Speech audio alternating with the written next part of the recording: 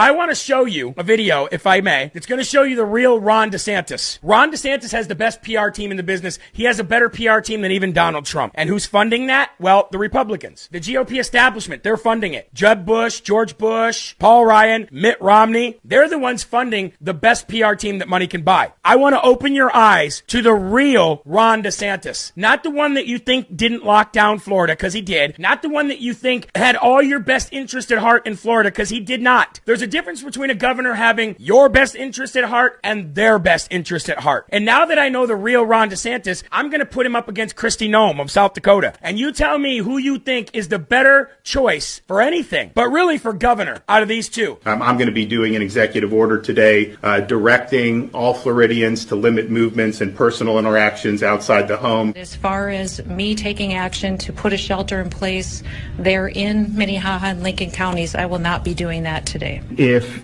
people see a pub or restaurant and it's packed to the rafters, that's just cut and dry, and that's not just an innocent mistake. And so I told him, no tolerance for that. Just suspend the license. What I did, though, was tell my people the truth. I gave them personal responsibility over decisions for their family's public health, but also gave them the flexibility they needed to keep their businesses open, take care of their employees and their customers. The message, I think, for spring breakers is that the party's over in Florida. You're not going to be able to congregate on any beach in the state. We're talking about the Sturgis Bike Rally, and that has been labeled for almost a year as a super spreader event, which was an absolute lie. We are excited about hosting the rally, though, because it's a great opportunity for us to invite people to the state. Every single beach will have to abide by the CDC guidelines. No more than 10 people. You have to be socially distant. And I think we've all recognized that recently with the CDC that they changed their opinions and their guidance based on political pressure at different times. So my message is